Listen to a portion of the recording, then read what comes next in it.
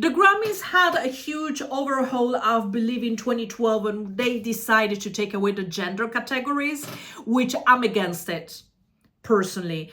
Before we used to have pop vocal performance divided in female and male, same thing for rock, same thing for R&B, country, and so forth. For some reason, I think it had more to do with money than anything else, because at one point, to be fair, the Grammys were absolutely crazy. They had more than 100 categories, and it was getting too much. So I guess they did an overhaul to bring the size of categories down, which I think they went from 100 plus to 60 plus. I think it had more to do with an economical thing, that we cannot be really handing that many awards, and which from a business perspective, one can understand it. But personally, I'm against taking away the gender categories, because it makes it easier for male to be further rewarded in some categories and for females in others.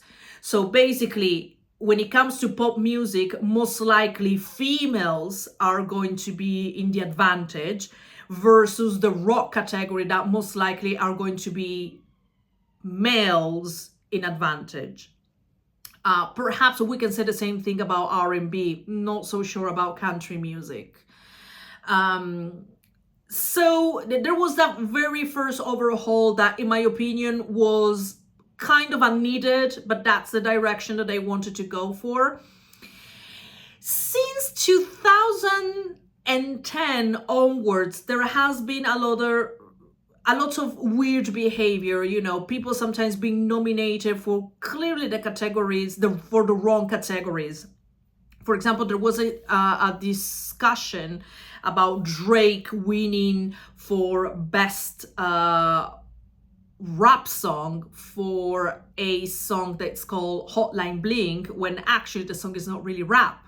And at one point, even Drake said so.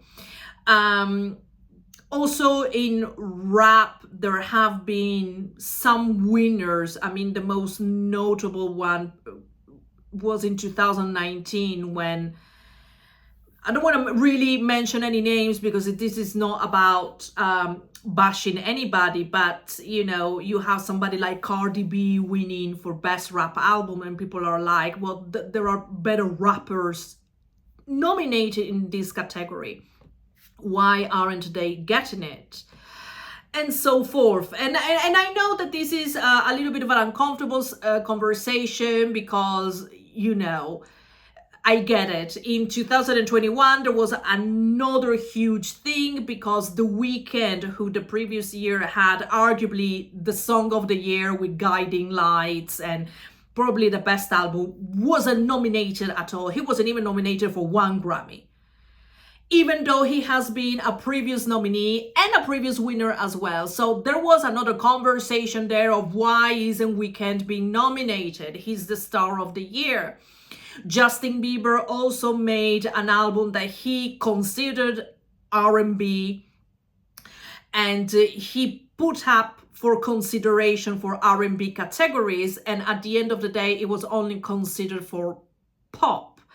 And he was like, well, hold on a second, I did an R&B album. Why are you considering me or nominating me for a pop category when my album is not really pop? What I was trying to do is paying a homage to R&B. So this is an R&B album.